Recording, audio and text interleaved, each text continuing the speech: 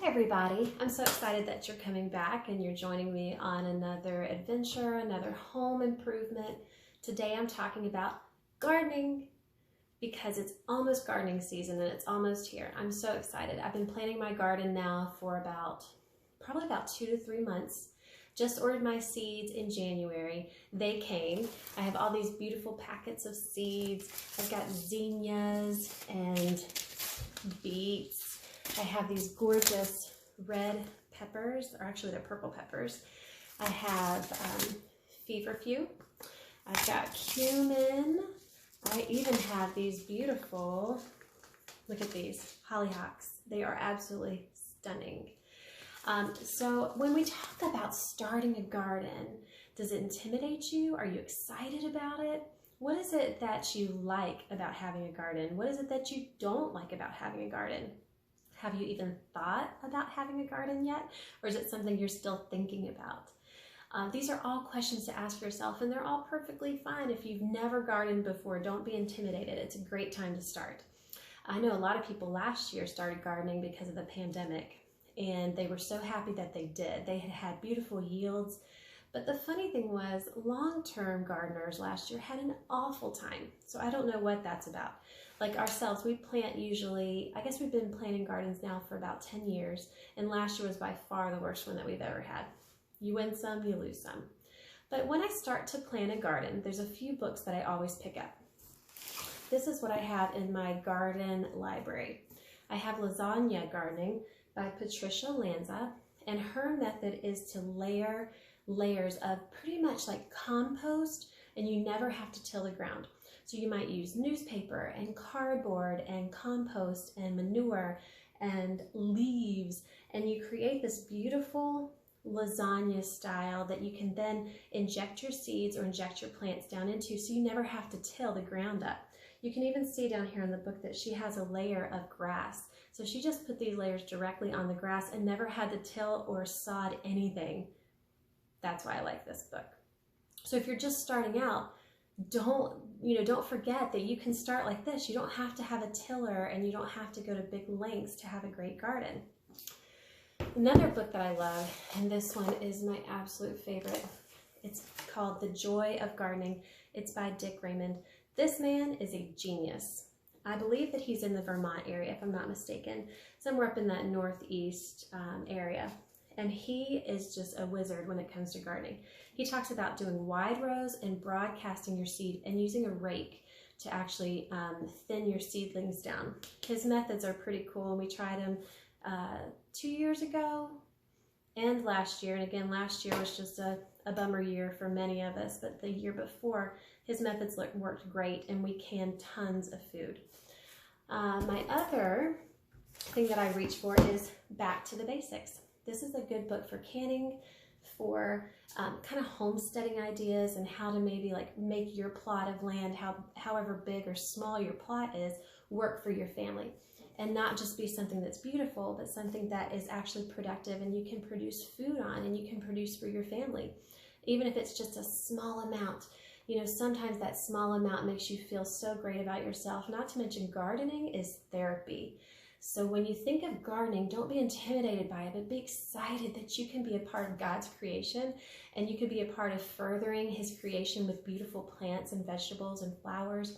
You can keep the bees alive by giving them something to pollinate. It's a pretty great thing to be a part of. The fourth book that I reach for when it comes to planting my garden is my nature journal.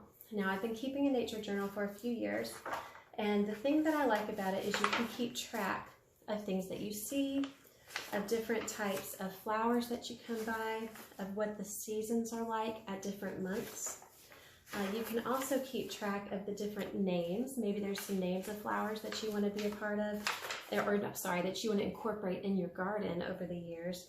And that way you can refer back to this, and you'll have a beautiful thing that you can pass to your children one day too. So this is a good way to keep track also of like frost dates, or how many days of rain, how many days of sun, things like that that you might want to know. Also, you can put in there what you planted last year so you don't forget, and you don't forget who you ordered it from. So speaking of ordering, this year we ordered our seeds from Baker Seeds, and their packets are absolutely gorgeous. Are these not some of the most beautiful packets you've ever seen? Now I know it's kind of like books. You shouldn't judge a seed by its cover or a book by its cover. However, these are pretty beautiful and they make a pretty package even after the seeds are gone. So there's something that you can maybe keep, incorporate in your nature journal. You could use them for art if you do that. Or there's a couple other ways, maybe even saving seeds for next year. You could reuse the packet. So that's who I ordered from this year. Other years I've done ferry-morse, which is, it looks like this, and you can grab them at Lowe's, Walmart, or Burpee. And I've done both of these and they've both done fantastic. This is my first year doing all of my vegetables with the Baker seed, and they're actually called the Baker Creek heirloom seeds. So I'm curious to see how well they're going to do as compared to the Burpees and the ferry-morse. So let's talk about how we lay out the garden. So if this is your first time gardening, you want to lay out your garden on a grid paper. And 1, it looks really pretty. 2, it makes you feel like you have a plan. And 3, it also helps you work on spacing. So I use a method called square foot gardening because the type of garden that we use is at a community garden. That's the main garden that we have. And the only amount of space that I have there, sorry for that noise, is a 10 by 20 plot. So you can see here, it's 10-foot length by 20-foot width. So what that means is I have to be very strategic in where exactly I plant my vegetables, or they get really overcrowded fast and they won't produce anything. So the way I've laid it out this year is I'm going to have a long row of Roma tomatoes, and then in between my Roma tomatoes I'm going to have basil. Then I'm going to have a whole other patch beside my thyme of beefsteak tomatoes. There's a different name for them. They're called Bonnie Best if you get them from Baker Creek. Then my third plot here, I'm going to do a plot of beets, cucumbers, and hot peppers. I've got jalapenos, and I also have the Buena Mulata, which is a beautiful purple pepper. I love the look of those. I'm super excited. I can't wait to see how they turn out. Then on this fourth bed, I've got cucumbers, tomatoes, zucchini, and I have okra. So that's going to be my plot down at the community garden. Then I also have a small kitchen garden, which I believe we made it 8-foot length by 12-foot width. So again, it's not a huge spot, but it's big enough that we're going to be able to have some tomatoes, some peppers. I think we'll have a few zucchini and then some cucumbers. We have a lot of deer at my house, so I have to be really careful what I have hanging over because the deer will literally eat every leaf of the tomato, every squash bud that comes on there, and they love the flowers of any vegetable. So that's what I have to watch out for.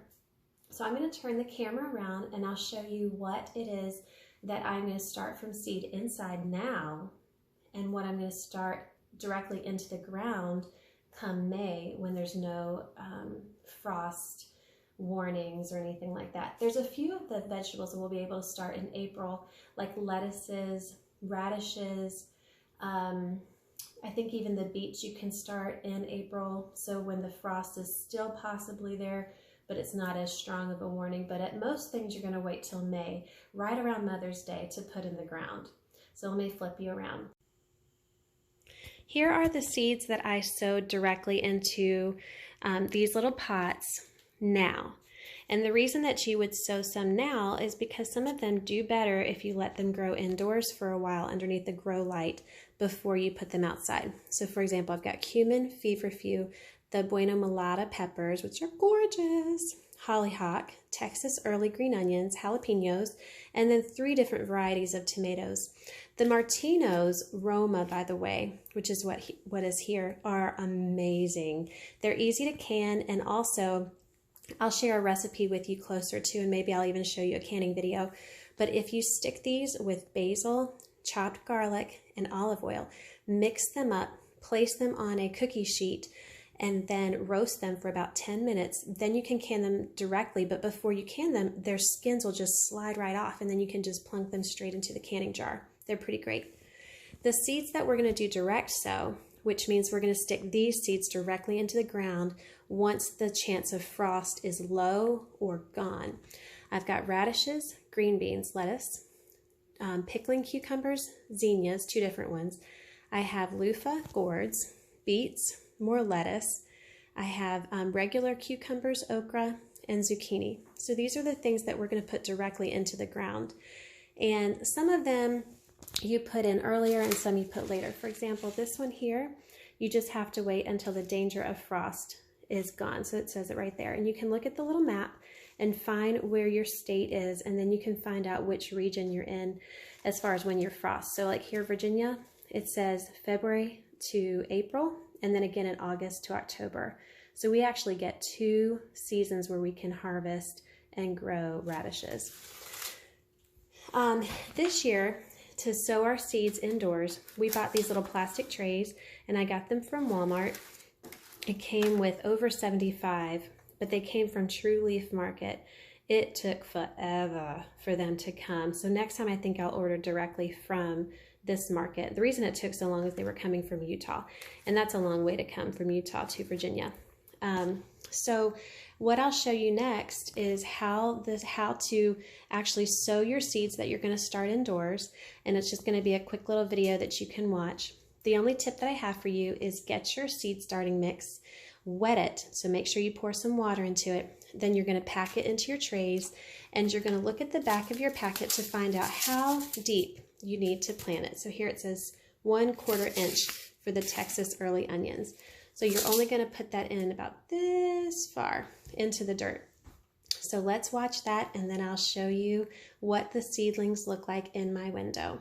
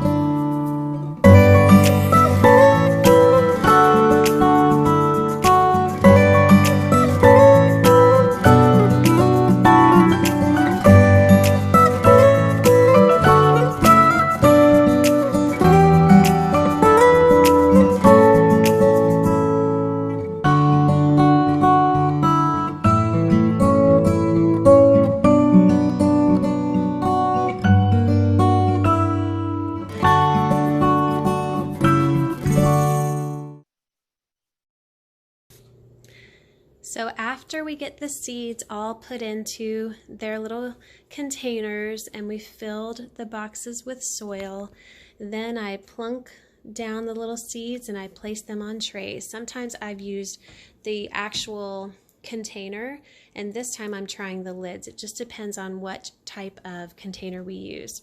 To do the markers, I just use plastic knives, because if you're like us, whenever you get picnic cutlery, you're always left with all the knives, and you use up the forks, you use up the spoons, but you end up having a bunch of knives left over.